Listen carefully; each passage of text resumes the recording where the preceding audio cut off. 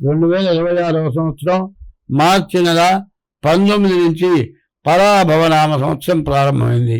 ఈ పరాభవనామ సంవత్సరం 10వ రాశి మకర రాశి జాతకం చూద్దాం. ఈ మకర రాశికి వచ్చేప్పటికల్లా 2 ఆదాయం 8 ఖర్చు కనబడుతోంది. ఈ మకర రాశికి వచ్చేప్పటికల్లా శని వక్రించి ముందుకు వస్తున్నాడు. మార్చి నుంచి జూన్ నెల వరకు కూడా విపరీతమైన అధికమైన ఖర్చులు. అర్ధాష్టమ శని అవటం బాగా ఇబ్బందికరంగా ఉంది. ద్వితీయంలో ఉన్న కుజులు కూడా బాగా ఖర్చులు, అనారోగ్యాలు, విపరీతమైన సమస్యలు బాగా ఎక్కువగా వస్తాయి. యాక్సిడెంట్ జరగచ్చు, దెబ్బలు తగలచ్చు, అనవసరమైన వ్యాధులు రావచ్చు. మీరు చేసే వృత్తిలో ఏదో పొరపాటు పని వల్ల చాలా ఇబ్బందులు కలగచ్చు. ఇట్లాగే ఇట్లాంటి టైంలో ఒక వ్యక్తి మరి కంప్యూటర్ వర్క్ చేస్తాడు, దాని అంతటా దగలబడిపోయింది.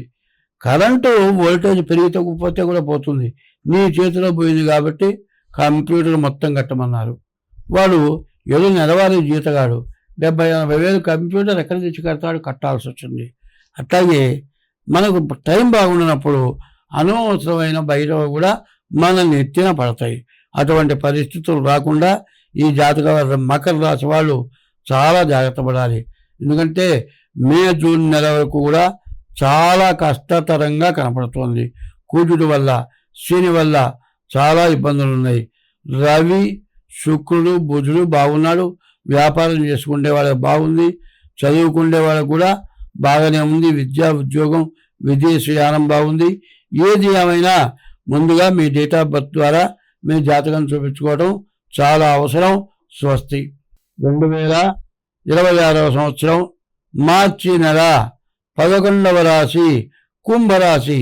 ఈ కుంభరాశికి 2 ఆదాయం 8 ఖర్చు, 2 రాజపూజ్యం, 2 రాజావమానం.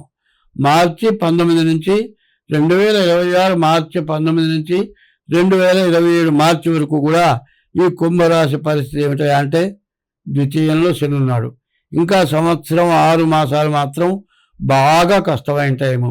మీరు సంపాదించినట్లు మరి బాకీలు కట్టాల్సిన పరిస్థితి బాగా ఎక్కువగా కనబడుతున్నది. మరి ఈ మీనంలో ఉన్నటువంటి శని అతిచార ముందుకి మేషానికి వెళ్ళినా కూడా ఈ కుంభరాశి వాళ్ళకి బాగా కష్ట నష్టాలు ఎక్కువగా ఉంటాయి. కుజుడు బాగాలేరు, శని బాగాలేరు. ఈ కుళ్ళు వల్ల, శని వల్ల అనవసరమైన దండగ ఖర్చులు. ద్వాదశాష్టమ జన్మస్థం శని అంగారకో గురువు కుర్వంతి ప్రాణ సందేహం స్థాన చలనం ధనక్షయం అన్నారు. మరి ఉన్న చోటు నుంచి ఇంట్లోంచి వెళ్ళిపోవాలి, చేసే ఉద్యోగం నుంచి బయటికి వెళ్ళిపోవాలి. ఉన్న డబ్బులన్నీ ఖర్చు అయిపోతాయి. బతకడం చాలా కష్టంగా ఉంటుంది.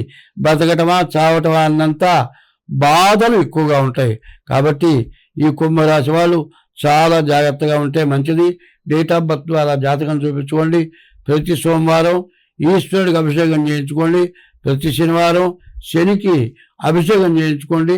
మీకు అన్ని విధాలా బాగుంటుంది. స్వస్తి.